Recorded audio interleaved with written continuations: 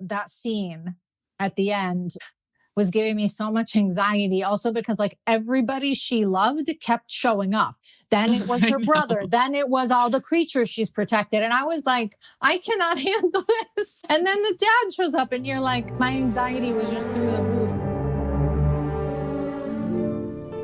Welcome to More Magic, a fantasy book podcast. I'm your host, Demi Utley. And I'm your co-host, Marianne Willis. We have our tea, our cozy blankets, and a lot of opinions. But be warned, today's episode has spoilers, so listen at your own risk.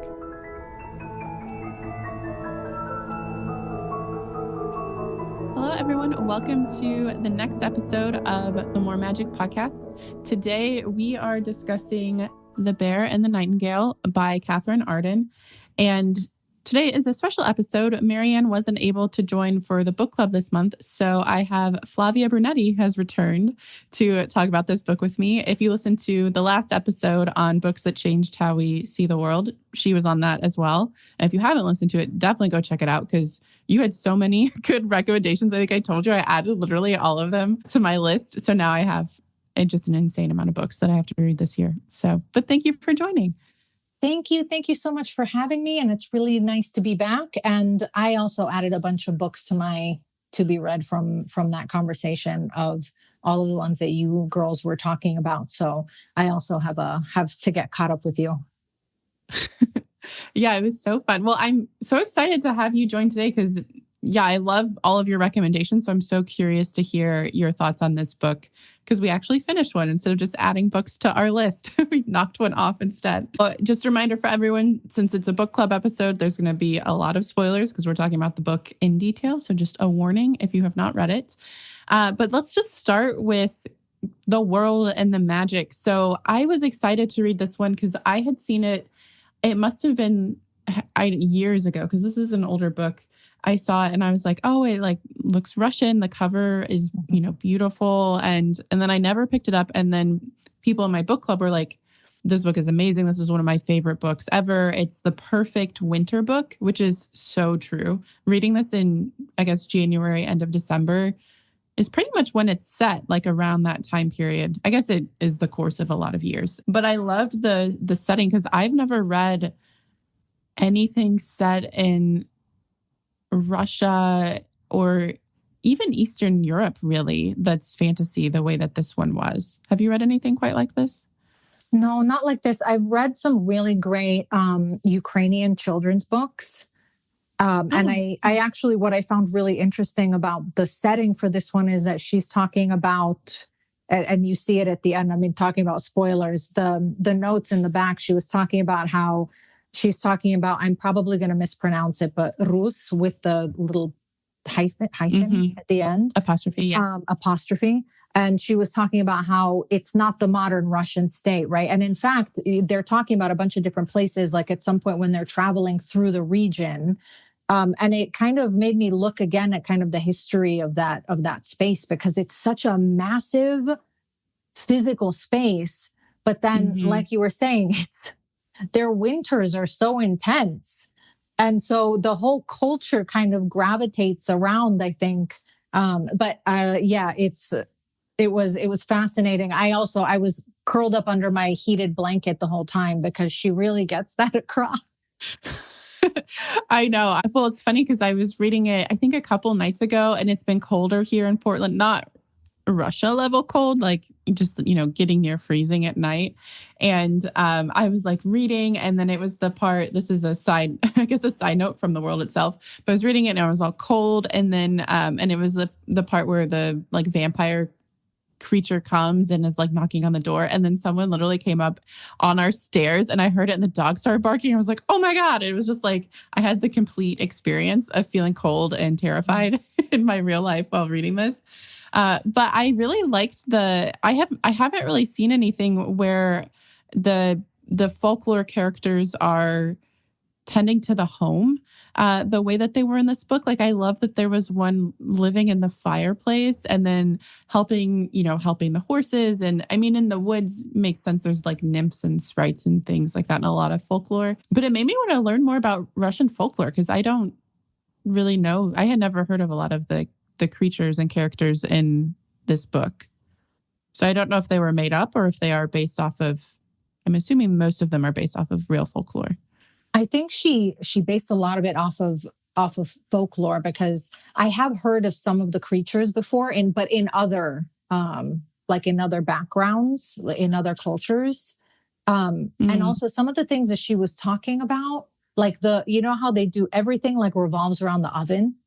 Like this was, for me, this was like also the fact, like at one point I don't remember what happens to her, but she's all wet and cold and they like lower the oven and shove her into it. And so I was like, okay, hang on, I need a visual. Like, is this, and then I realized that they're huge and that apparently this is also what they do.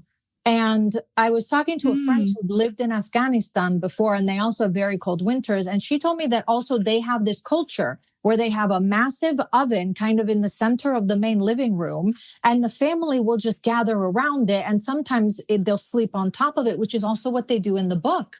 And I thought it was so fascinating that, you know, she's pulling from all of these kind of historical elements that I think apply also in other places. And there's a fantasy series, not in this setting, but and I think you and I had briefly talked about it before, but AJ Lancaster wrote this fantasy series on Stariel. I might be mispronouncing it, but it's like a sentient house and sentient lands. And in that series, they explore also kind of these different creatures that kind of protect the land. And so I think it's coming from folklore because it's obviously being pulled from, but she did it in a way that I had never seen before. Like she does it in a really cool way. Mm-hmm. Oh, I'll have to check that out. Yeah, the oven thing was so interesting. I kept meaning to look up a picture of it to see, because I was like, how do you lay on this? Because like all of them would. So it had to be huge, you know? And yeah, it's just so that I thought that was really interesting. And that, of course, there's a magical creature living in it when, like, as you said, it's so central to the home. And I loved it because was it the domovoi? Is that how it was pronounced? Yes, domovoi. I may be pronouncing it wrong, though. Okay. Yeah, that's how I was pronouncing it, was domovoi. But I liked it because it was, I mean, I know that the idea is that the magic was fading, but it was just seemed like this like small little creature who wouldn't be like, they won't get in. And I just wanted to like just pick up and like give it a hug. Like, thank you for keeping everyone warm and also for protecting, you know, their whole like estate or property. Because it seemed like it was more than just the house. It seemed like it was like all of their stuff. Yeah. Because at one point, right, when the vampire evil creature thing attacks and he manages to get in that room and she asks him right after and he's like, oh, that's the one room I can't protect. So I think it's like the not just, I mean, I don't know if it's the whole village, but I don't think it's just that house.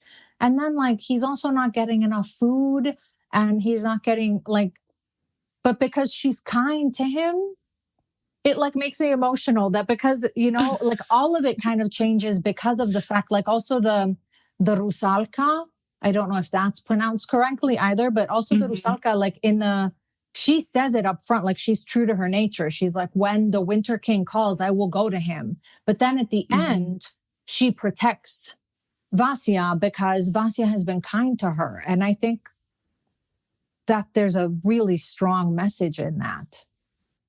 Yeah. Well, and I mean, we'll talk about it more with the themes, but also with the way that they defeated the bear was with their dad's sacrifice. Oh. Yeah. I mean, that was so sad. I mean, we'll talk I really want to talk about him as a character in a minute. But so thinking more about the actual setting and the magic itself, you had a note about like just showing the reality of the times then, which I agree. I also really liked because there were some things that stood out to me in the beginning when their father was getting ready to remarry. He said something about how he still had all of his teeth. And I was like, oh, you know, that's like something I didn't even think about, you know. And then later it says something like, his teeth were starting to hurt, and that was kind of like showing the aging, which it just felt very immersive in that time period. And I love that in the experience, but I would not want to be in that time period. No. That was my takeaway.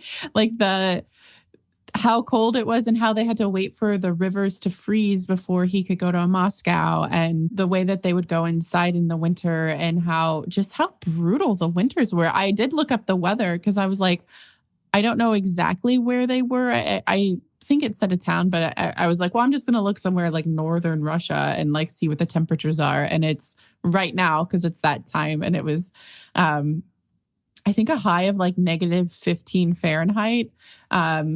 And so then it was even colder than that. And that was every day. And that was even like sunny and really just so cold that it's hard to think about. It also showed kind of the kindness, like Vasya being kind to the creatures, and she could talk to horses, and she could, because was it the Vizila or something like that? I don't remember how it was pronounced, but the one that lived in the stables.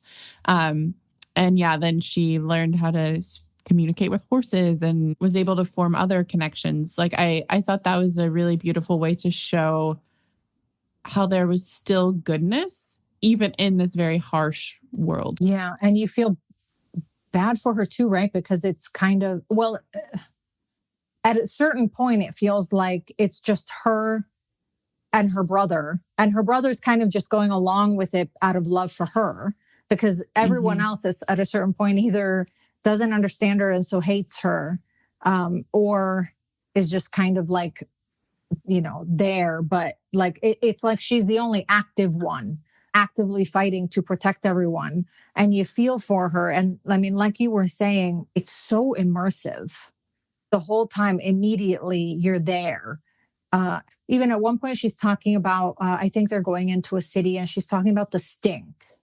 And I thought, like, I really appreciate that. That's because, obviously we all, you're reading about something and we live in our current times, and, sometimes you romanticize how it was, but then there's also those elements. Like, I appreciated that she really actually put you there and she wasn't glossing over it. Like, you're there, you're cold, you're scared. You realize that if you can't chew your food, that's the end of you, because it's not, medically, it's not what it is today, obviously. And then how they treat women. But I'm sure we'll talk about that when we get to the themes, because that was a big one that every time I was like, it was giving me a twitch by the end of it. Like, if they kept saying, oh, well, it sucks, but that's just what it is if you're a woman. And I was like, oh, geez, I can't do this. Yeah, I agree. We definitely will have to dive into that. But I did want to just say, for the stink part, that was one that I actually was telling my husband, because I was reading, and because it was described as they smelled, I think it was Moscow before they got there, and it was like the burn of 10,000 fires or something like that. And that was so vivid to me but like, even just walking the neighborhood, sometimes if someone has their fireplace going, you can smell that, so then trying to imagine, like, if it's that cold and there's that many fires, and like how overpowering that must have been. It must have been hard to breathe, breathing in that much, especially since, well, as we were talking about with the ovens, like everyone's life in the winter was around that heat source. So it was probably really intense, just walking into that with that many people. Yeah, it was so immersive. I really loved that. Should we talk about the characters? Yes. Okay.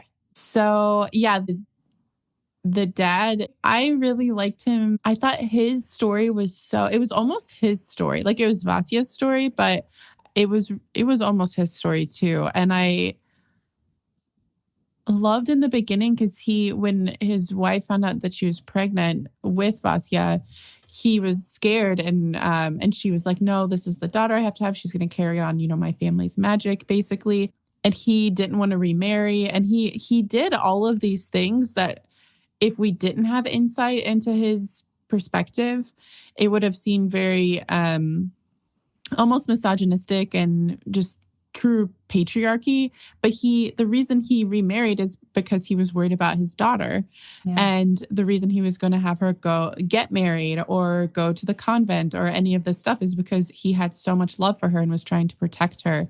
And I thought that was a beautiful way to get insight into his perspective and just show, if you have more of the story, maybe it's not as, I don't want to say oppressive, like it's still oppressive, but you could see why he was doing it. I just really loved his character. I thought it was so fascinating. He was really, I also felt like he was really motivated by love, right? Like there's this scene in the beginning where you realize how much also he loved his first wife, right? Vasia's mother.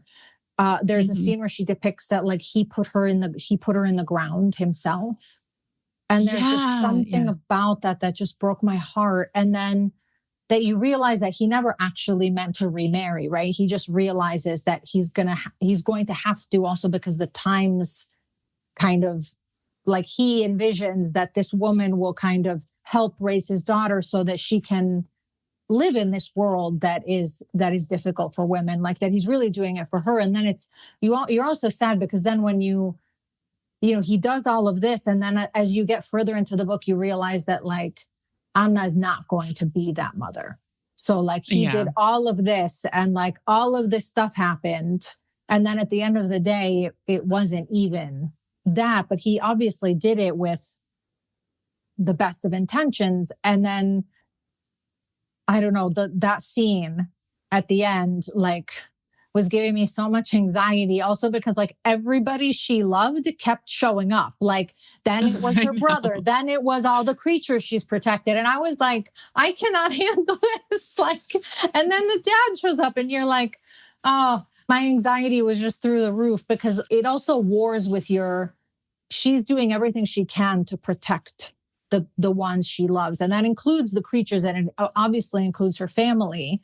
And then you realize like how at risk that is. And I think it really hits home because we're all like that, right? Like you have your loved ones and those are the people that you would sacrifice yourself for. So the scene at a certain point almost made me laugh because it was like every single person that made her both vulnerable and stronger was showing up in this clearing. And she obviously wouldn't want them to sacrifice themselves for her. No. So she's desperately trying to save the whole thing. And I don't know, I think it's really easy to kind of relate to that in a less like dramatic, kind of Winter King way, but yeah. Hopefully not the same way. Hopefully not the same thing. And then how Peter, he's completely motivated. Everything he does by love. And you also, I think the author did a really good job of showing also the vulnerabilities of that. Like when he doesn't know what to do, when he's given that jewel, the blue jewel and he's told to give it to his daughter to save his son. And he doesn't know. So he's waffling and like holding on to it. And then he gives it to Dunya but you realize because you're seeing it from his perspective, why he's doing all of that. It's very human.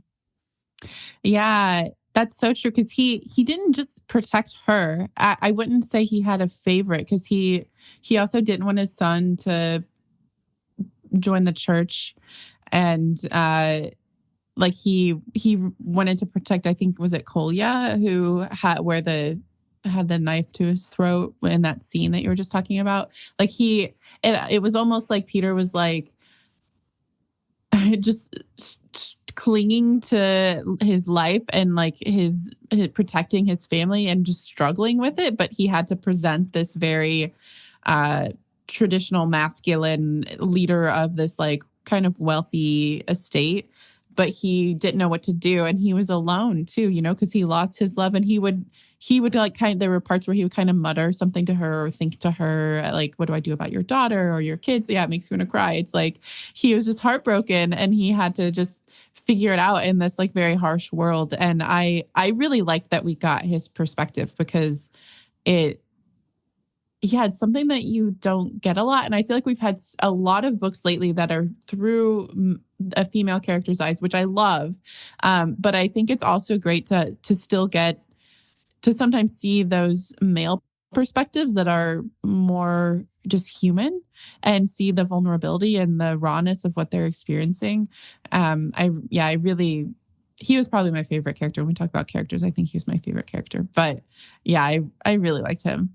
And his sacrifice at the end, like you said, like it was everyone she loved and would sacrifice herself for. And it's like, well, if you're willing to if there's that love, of course they're willing to sacrifice themselves for you too. Like that's love, you know? And I really just love how that was presented. Also, because in the end, that's the most powerful thing, which I think is so, like, that's such a strong statement. Like you have this otherworldly king of winter who's unstoppable, and his brother's also magical and clearly can no longer control him. He's broken the bindings.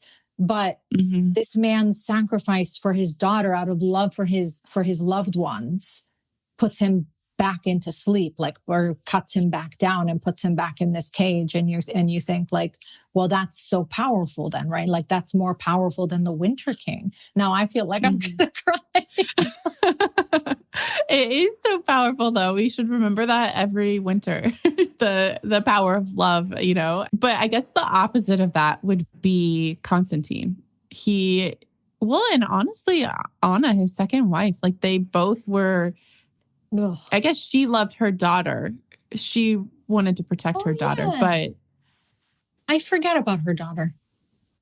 Yeah, so she had a little redemption, and she was I just felt sad for her because when she was living in the palace or, you know, as a royal, she was just kept away, like she's crazy, you know, and then she comes up to this like far away, you know, forested house, and she's still a child. Like it seemed like she was like 16 or maybe a little older than that when they got married, and then has to assume all of this authority, and she never processed it, you know? Like I think that's where it's important to kind of cope with whatever trauma you're experiencing. Like she definitely did not do that and viewed like seeing these creatures as very traumatic.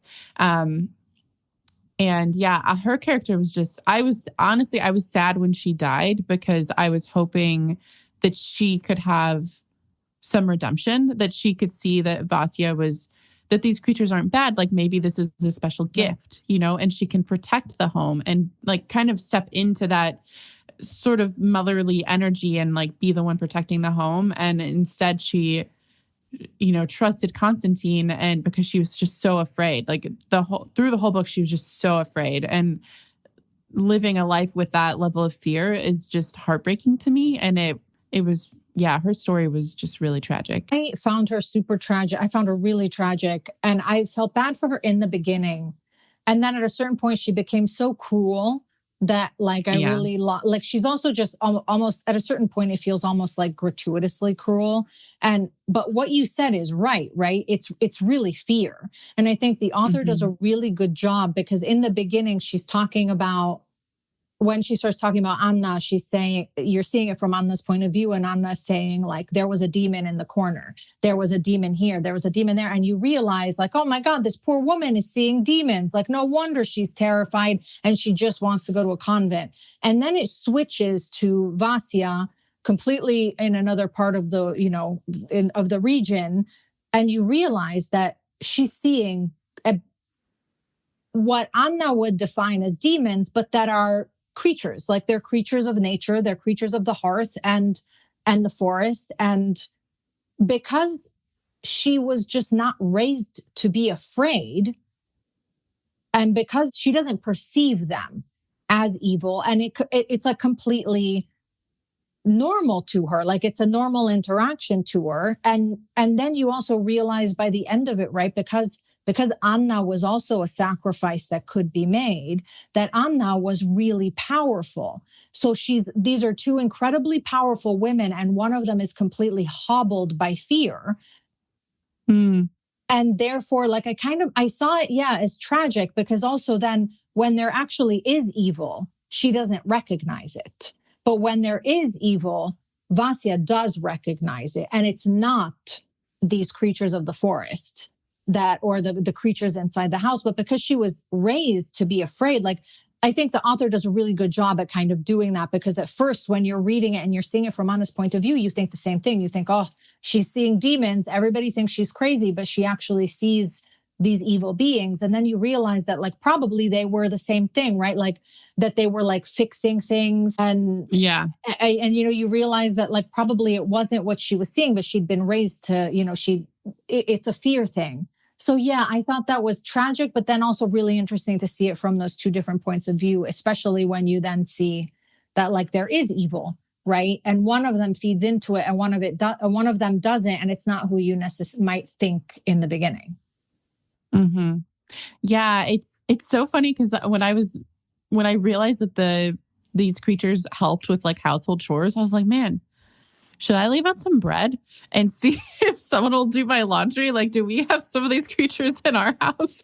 Because I need someone to, like fix holes in my socks or something, whatever they were doing.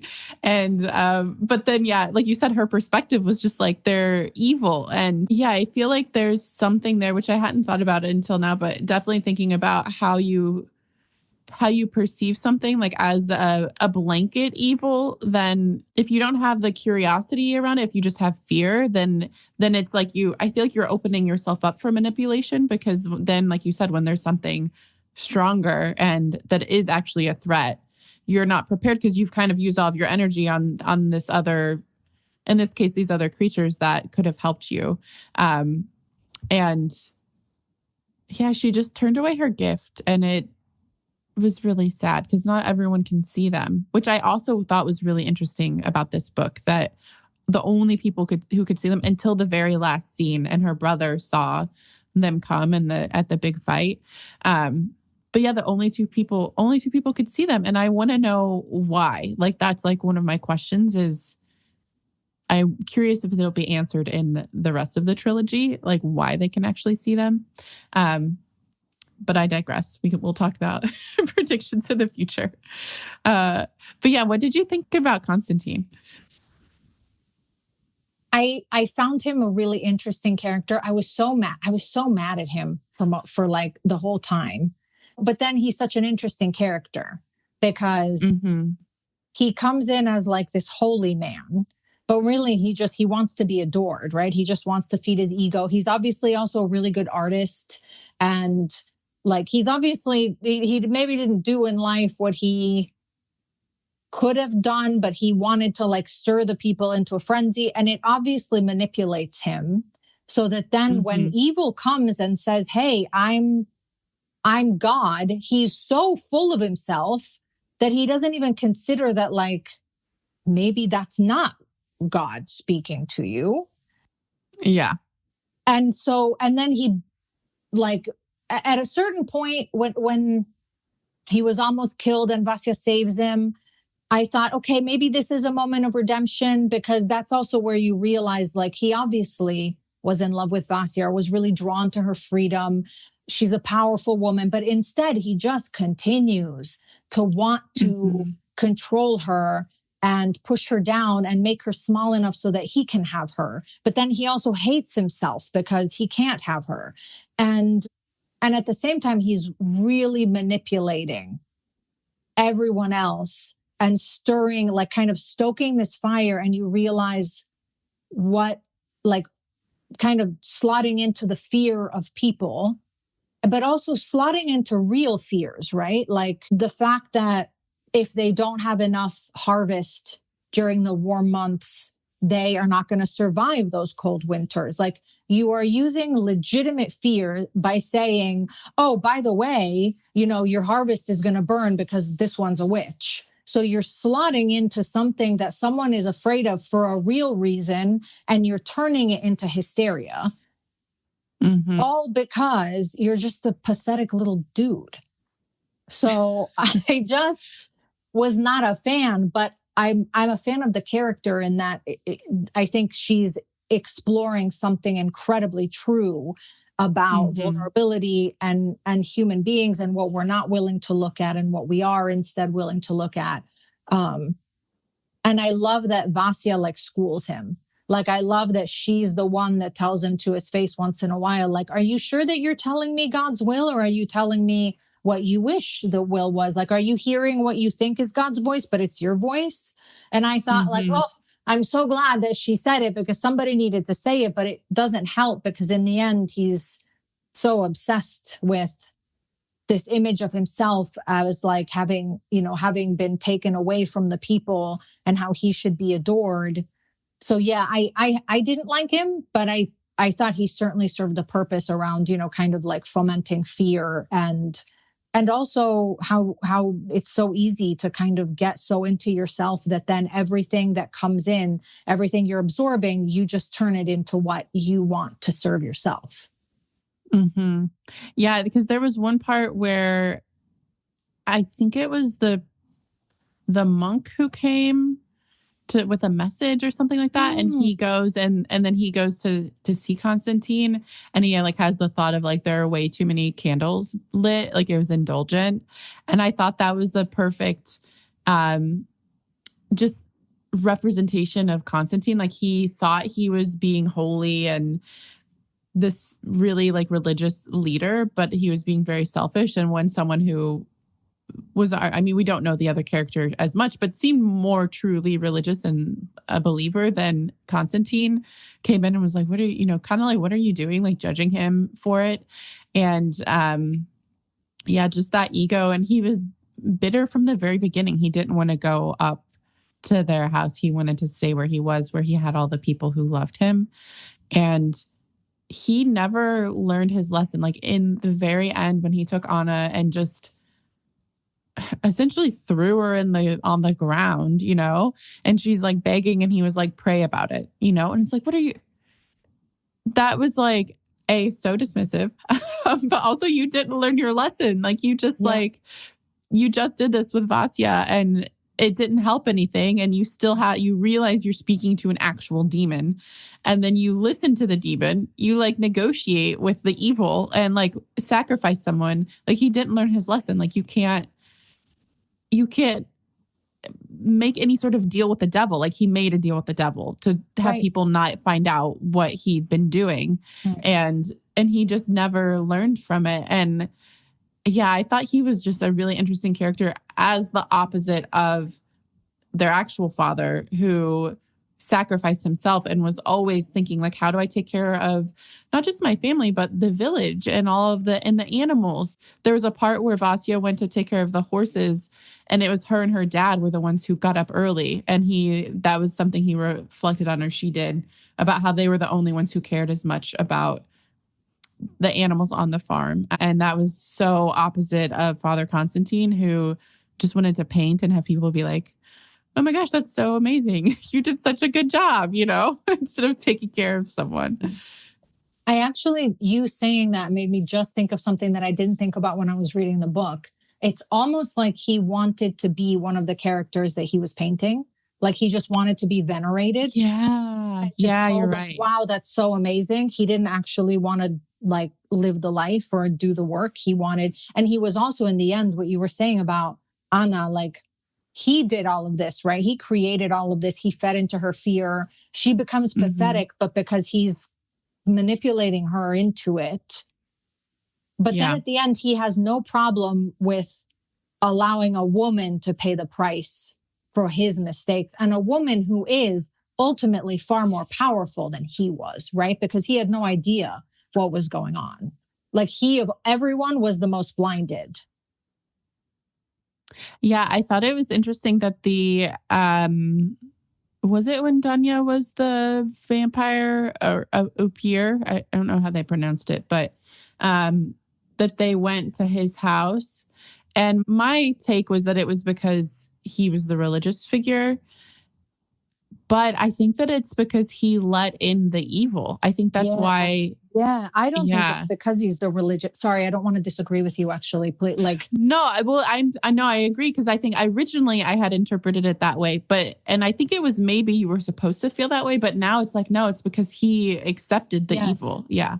And I think at one point when she's asking the little creature in the oven, whose name I can never remember, the domovoi. Yeah, the domovoi. She's asking him, like, why was he allowed in? Like, why could he get in there? I thought you were protecting. And I think he says something like, he's let the darkness in. I can't reach there anymore, or something like that. Like, I didn't think that it was going after the religious figure. I thought it was going after him because he's opened himself to darkness.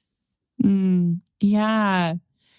In being so focused on protecting himself, he made himself the target because he, like you said earlier, he had so much ego that he didn't recognize that this was happening. Also, because there had been before he came in as like the priest or whatever they called him, there had been the one before that had been there for many years. And then I think he was really old and he'd passed on, but they obviously hadn't had problems. So I didn't see it as like the only element, but I saw it, but maybe actually I'd love to know what you thought of this. The fact that those creatures couldn't go into the church, for me, I kind of read it as a respect thing. Like this is earth magic, and there's a respect for like a different holy place. I wasn't seeing it as they're evil and they can't come in. I was seeing it as like it's a different kind of magic, and they've rubbed along so well up until now, and now they're not because it's been exposed to this darkness.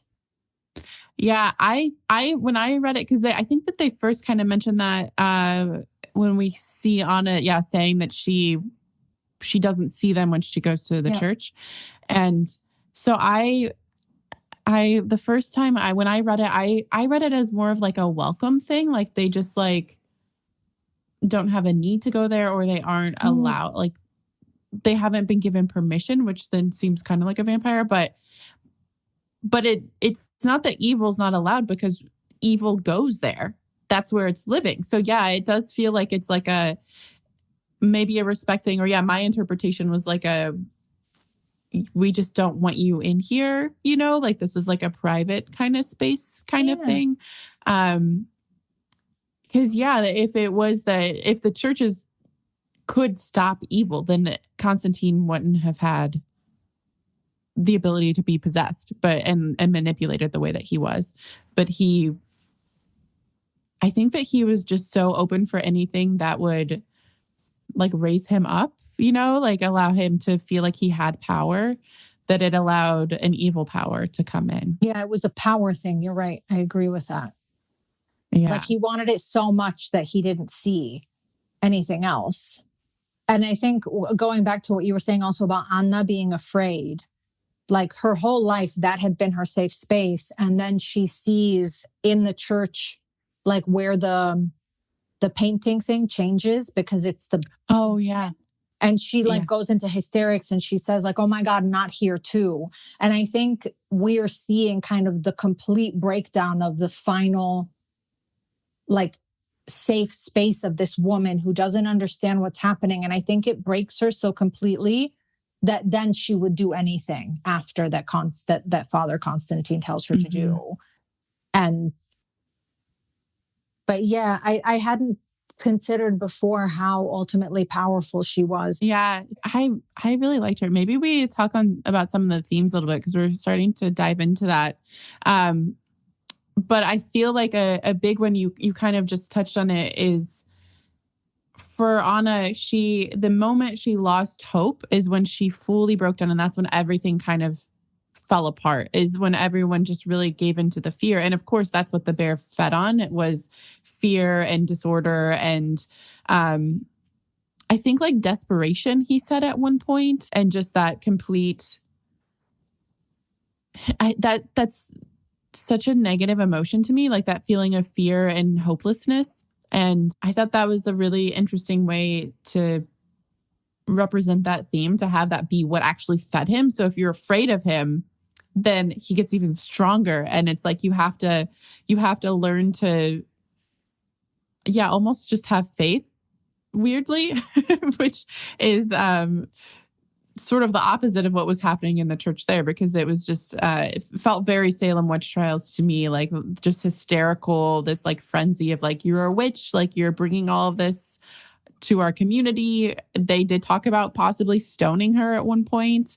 So there were a lot of parallels, which I mean, like the history of women and witches is that throughout pretty much all of history, women are accused of being witches and burned at the stake or stoned or drowned. And to see it represented, because I've mostly read it in obviously like New England historical documents or like books and stuff, or European, but to see it from something that was older than, the Salem witch trials, because this I think was the 13 or 1400s, if I remember correctly. So it was a little bit older than that, and it also a different geographic region, and it's still happening there. And it's like so remote. So it's not like the pilgrims are the same people as in this book. Right. But it's just something that's happening historically. It just made me so sad to see all of the fear and how it just quickly broke apart the community bonds that they had there. Yeah. And it really does, right? Like also at the end, she's leaving. Like it's not like there's not, and okay, this is the first of the trilogy, but there's not a redemption arc in the eyes of the villagers. She's sacrificed all of this to protect them, and they are still afraid of her. And they feel like there's one where one of her little brothers, Alyosha, I can't pronounce it, but I think that's like the nickname that she calls him. He's taking note of where she goes and when she goes so that he can just kind of subtly be there too, because he's so worried that they're going to hurt his sister. Yeah. Which is beautiful. That. He's also one of the characters I really like, but you realize that what they're seeing as evil in her is just she's just a powerful figure. Like she's riding the horses. And I think maybe, I don't remember, she's going to warn her father about something, and she's bareback on the saddle and it's really fast. And it's either Alyosha or her father who are like, don't ride back so fast. Like they think you're a witch. And you're thinking, yeah, but if it was a man on the back of that horse, nobody would have thought that. But now because she's obviously free and unfettered, you're afraid of her. And so automatically she's a witch, right? Which is kind of something that then Father Constantine like really pushes. Like, yes, indeed, because he's so secretly drawn to her. And so instead of ever thinking, oh, maybe I'm the problem, automatically she's the problem. Mm-hmm. Yeah, it's interesting because you just made me think a big thing they kept saying is like, this is the lot of women. Like, this is just how it is for women. The idea that either you have children and die in childbirth, or you go and you become a nun. And she chose a third path, but in a way she still had the same path because she had to sacrifice herself. She essentially died in the community to protect them the way that being a mother would, and like the way that her mom did to give her life. Like she gave the community life by fighting these great evils and just refusing to ignore it, even though they were shunning her. And she still had to do that, even though she chose freedom. Like she still sacrificed herself, and it was still like the lot of being a woman. It's just a different type and just less traditional, I guess is how I would say it. The discussion of being a woman in this book really made me glad I'm alive now. And there's still a lot of flaws today.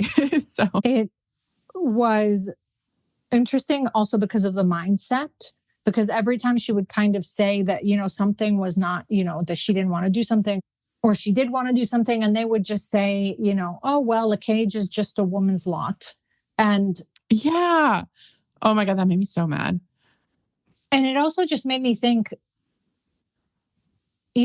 obviously back then, because that was just how it was, that it was super strange that you would be thinking differently. And it made me think there's a saying, and I can't remember who said it, but it's something like, before something starts, it seems impossible. And then after you've started it, it was inevitable. Yes, that's one of my favorite quotes. It's at first it seems impossible, then improbable, then inevitable. Right. Yeah. And it makes me think also of like whatever changes we need to see in today, right now, maybe it feels impossible, but maybe it's actually inevitable. Because if you think back to how hard won women's rights are and how shaky they still are, Mm-hmm. But then if you go back to that time period, it was just, oh, this is just how it is. And if women back then had just said, oh, that's just how it is, you're right. Like, it takes those outliers over the centuries to make this kind of lasting change. And it just made me think a lot about, the work that still has to be done today. Mm-hmm. Yeah, you're right. She was one of the women. I mean, she's fiction, but women like her were the ones who helped create the evolution. And I love that she just refused, because she was like, I would rather die than go to the convent and be trapped. And that's, I think, where they said, well, a cage is to be a woman. And yeah. And then she did. She went out and she met death, which I think we should talk about as well. Like is it Morosco?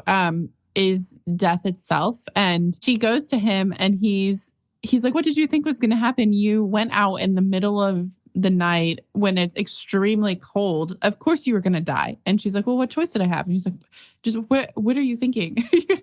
But it was like, yeah, I mean, if the choice is to be imprisoned in her perspective or free, even if your freedom is short, I think most people would choose the freedom over being imprisoned. I don't know that. I think that most people would choose. I think people a lot of times will choose comfort over freedom, but yeah. I like that she doesn't. That's true. And we see, I mean, a lot of people, she's the only one in the book who chooses that. Yeah. Everyone else is like, well, tell me what to do to stay safe and to have this life that I've been living, because like people don't want to change. It's interesting. I guess I would want to choose freedom. So I like to think that I would also want to choose freedom. But yes, yeah. I agree that Morosco, I don't know how to pronounce that, but he's a really interesting character too, right? Yeah, because we see him several times. I mean, the first time you hear about him is when Danya's telling the story about the woman who like sent the daughter gets sent out and then she comes back with the riches, and then we see him a few more times. I was really confused. Was he the same one who gave the dad the like pendant, or was that someone else? So this is where I think yes, but this is actually one of the questions I have about the book, is that there's this whole thing with the pendant where it's really important. And he is really portrayed as like an antagonist, right? He's not portrayed as one of the good guys so much. He's also like with Danya, he's kind of threatening her. Like there's a threat involved. Mm-hmm.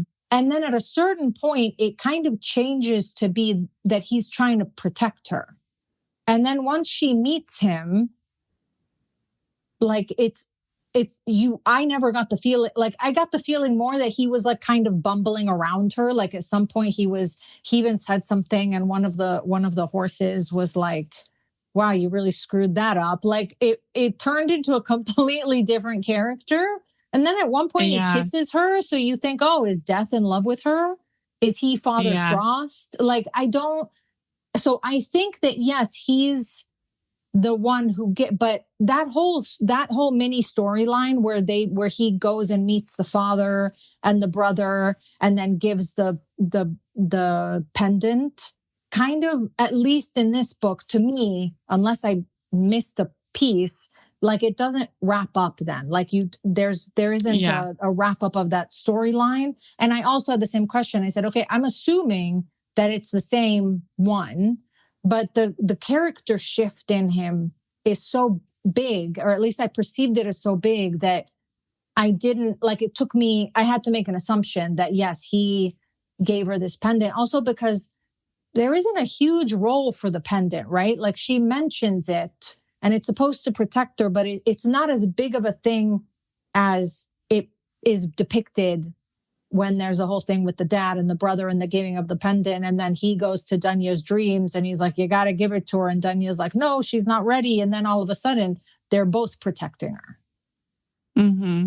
Yeah, I thought that too. I kept waiting for, like at the end, I thought that was going to be what stopped the the bear guy from becoming free. Like I thought it would, because it kind of said it glowed on her, but that was it. So I think, yeah, I'm assuming it's because it's the first book in a trilogy. So we'll learn more about it later.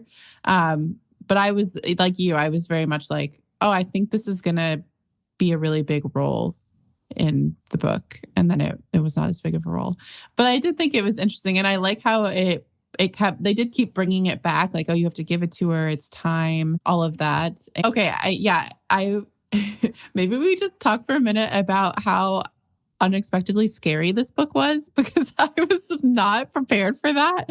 I was like, oh, wintry vibes. And maybe it's because I've read too much cozy fantasy lately. But then when it the last third of the book, I was just terrified. I stayed up reading 2 nights in a row. And the first night was right when the first vampire creature came.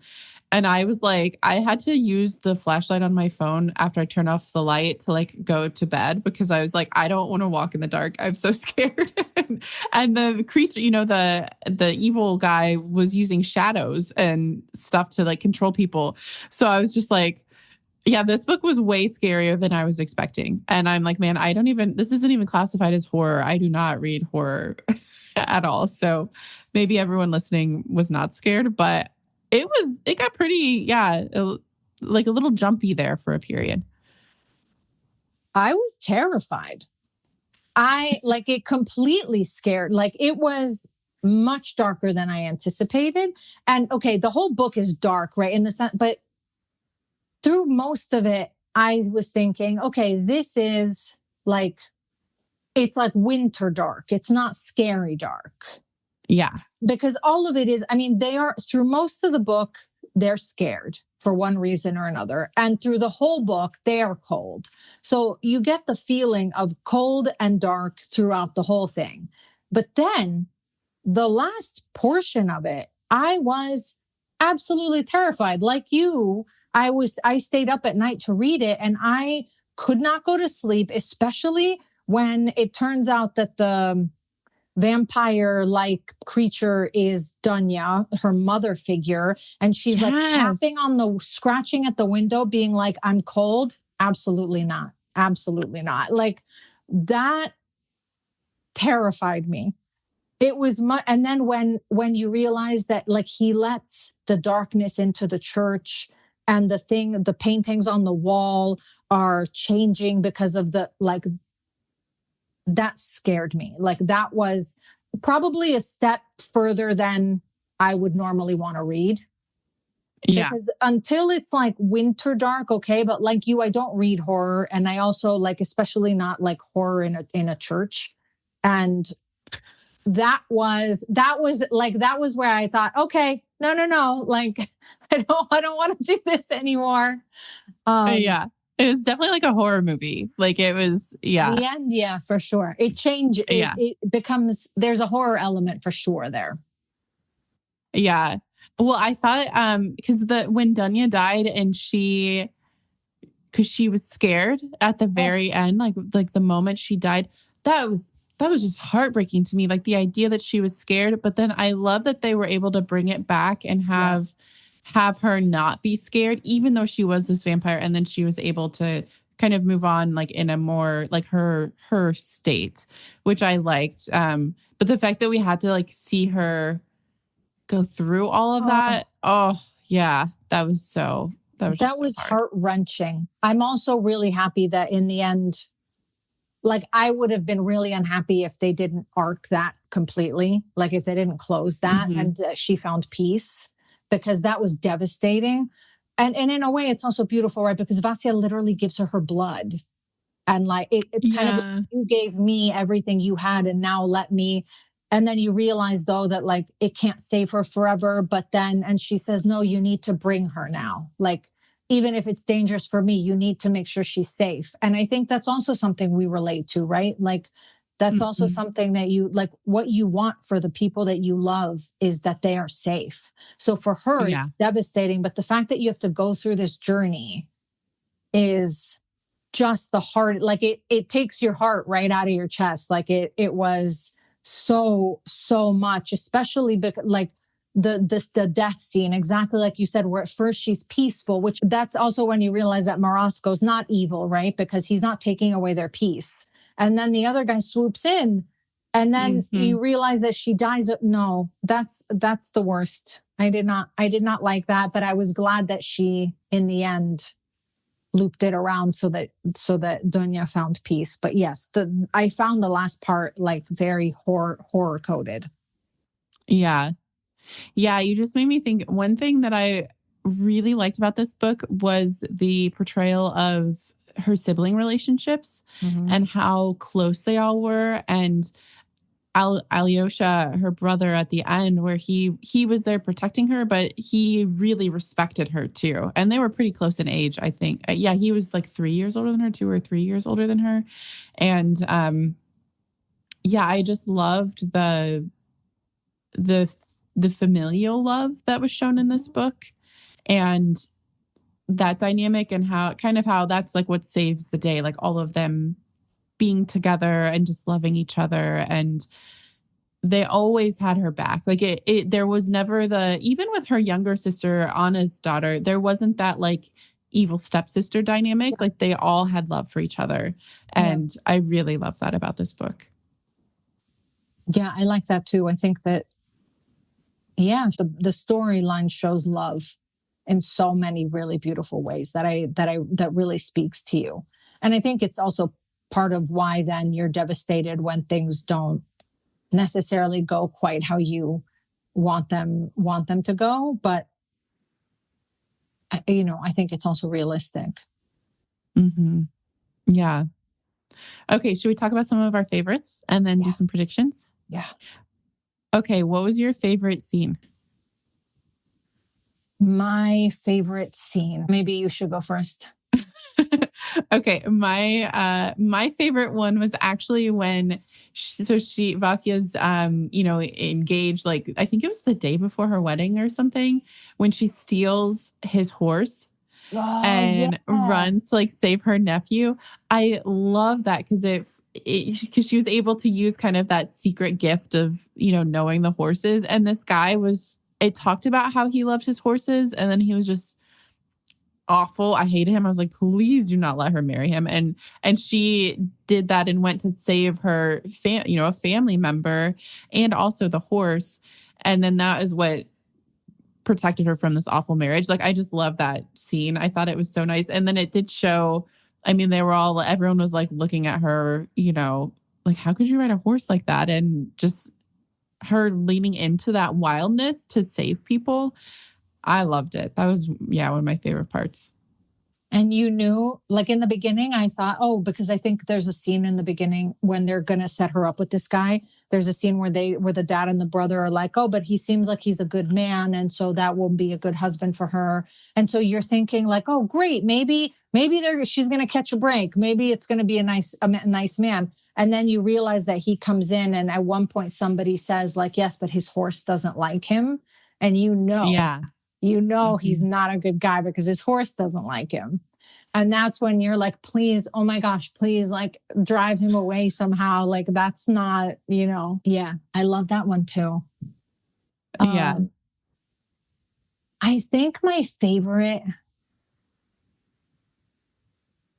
I mean, I don't know if this counts because it's not so much a scene, but I mean, it's tied to a scene. I love how she treats the creatures.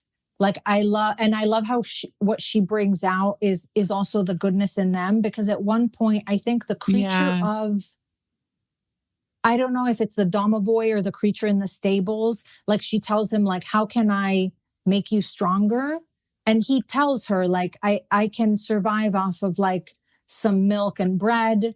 And then he says, it can also be blood, but it doesn't have to be. It can also be milk and bread. And she gives him milk and bread. So it never goes down this kind of weird path that it could have gone down.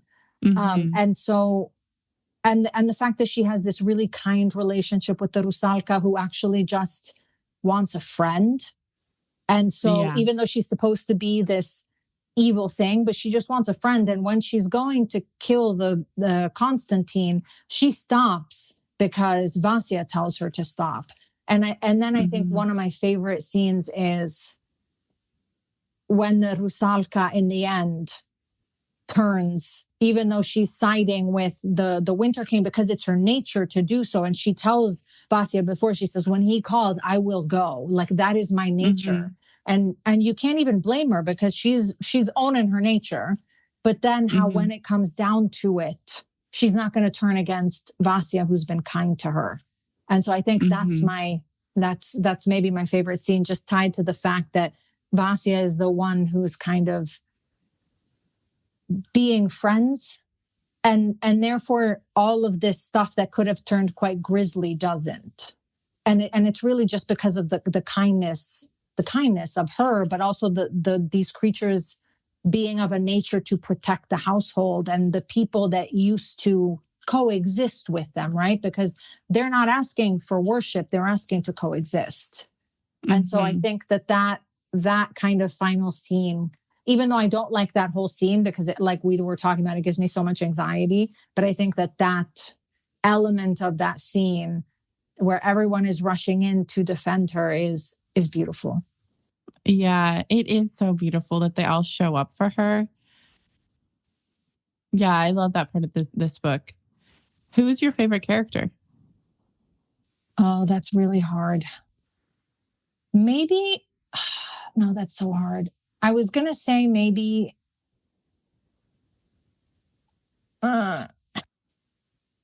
Alyosha, just because I love that like camaraderie between them. Like you were saying, I love that familial relationship. Maybe that one.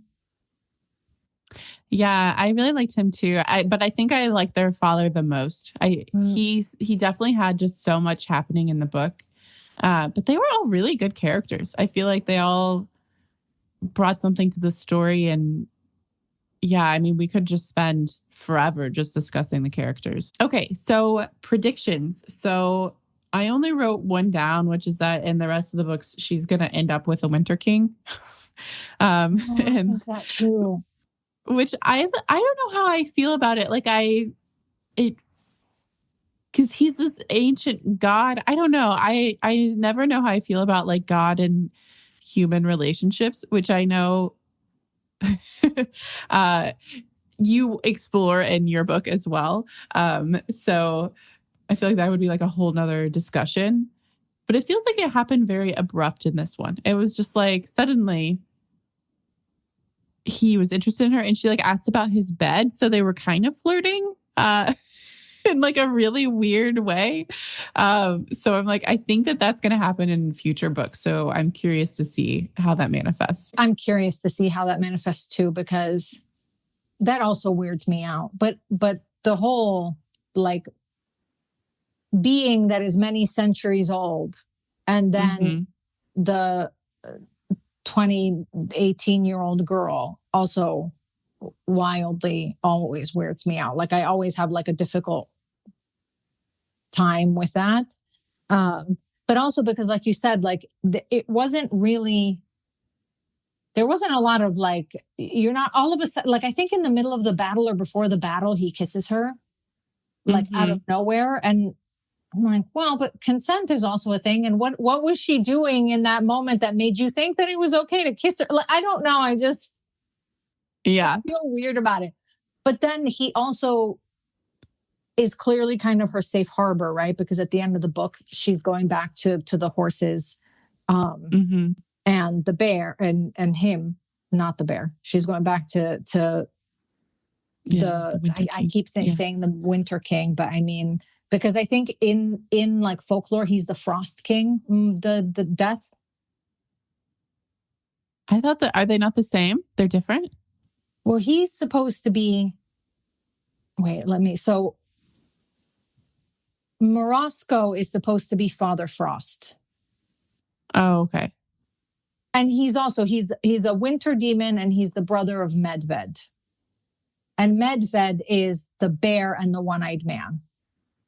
So they're brothers. Now, I don't know the folklore around it. Like I only know what I've looked up. I don't know a lot of the background of it. But anyway, she goes to him at the end, right? With the horses. And that's also sad because that also feels quite isolated, right? Like I hope that in the next books, she finds community in not just death. Yeah, that's true. The fact that he is death. Yeah. I think that she's going to travel in the next books and maybe go somewhere warm. I'm like, can she go somewhere warm since the series is called Can we send her to the Bahamas to get a break? Like, yeah. Well, she wants to go to, I think it's Istanbul, Sargard, yes, they do or Sargrad. Yes. Yeah. So I think she'll probably end up there. Yeah. I think that the Blue Jewel, I'm curious to see, that has to play a bigger role in the rest of the series. So I'm curious to see how that goes. I don't even know what it could be. I'm like, maybe it's like the source of her magic. My theory is that her family, because they said the granddaughter of the witch. So it was like her mom's mom was the one who rode back from the woods. So maybe like, I was like, is he her father? Like, but no, because her father's there's something going on with her family there, and the jewel relates to it. That's my prediction. Yeah. Because also we don't really actually find out who the mother is. I mean, we know like, or is it the mother's mother? The one who was the mother's mother. Yeah. Yeah. Like who came in and that like nobody, there's a whole thing about how she's the witch and how this whole thing and how, and then at one point Dunya and Marina are talking and Marina's the mom and they're talking and she says, remember your mother, like remember what your mother was when she left or something like that. But you never actually find out. Yeah. So I'm hoping you find out in the subsequent books. Yeah. I'm excited. I think I'll read the rest of the series because it's fun. Well, it's winter right now. So it's like, well, this is the time. I need to read them right now. And I'm curious what happens. It was fun. I think this was a good recommendation, especially if I were going to recommend it to anyone, I would definitely say read it in January or the end of December or like early February, like when it's cold out. Yeah. So you can really get the vibe. Yeah. And like get cozy, like heat a blanket, hot chocolate, like do it up because you will be cold while you're reading it. But it gives you so much to chew on. There's so many layers of it. I thought it was a good read. I certainly think it was worth the read. I'm going to let you read 2 and 3 first and tell me if it's scary.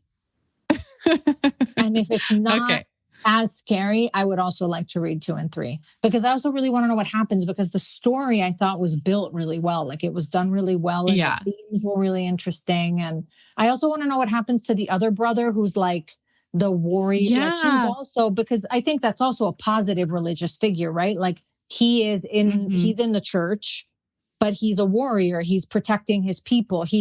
I think the author's good at making these kind of hybrids. Like it doesn't have to be kind of what you're told you have to be. And he goes off and kind of does his thing, even though it's sad that, she can't necessarily. And I think at some point that's also brought up where they say like, oh, she's a woman, so she can't do that. But then maybe she does do that anyways. Like maybe that's the second book. That's my prediction. Maybe that's what. Yeah, I think that would be interesting if like maybe the next book is like her with her brother and then one's like her with her sister. Who she wanted to go live with too. Well, do you have any final thoughts on the book? No, that's it on my end. Good read. I recommend it. Yeah. I think we covered a lot. This was so fun. Thank you so much for joining and talking with me about this. This was so much fun. It's always fun to get to chat with you. Well, I agree. Definitely come back. Well, everyone who's listening or if you're watching this on YouTube, let us know what you thought of the book. If you were scared or if we're just the only ones who were scared, which is totally fair. I did find it scary. But yeah, thank you everyone for listening. I hope you enjoyed it and we'll see you next time. Thank you. That's all for today.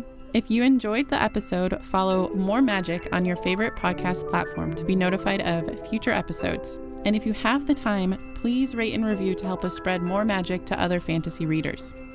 As always, if there's a book you want us to discuss, you can let us know at moremagicpodcast.com. In the meantime, we hope your current read becomes your next favorite, and we're sending you more magic.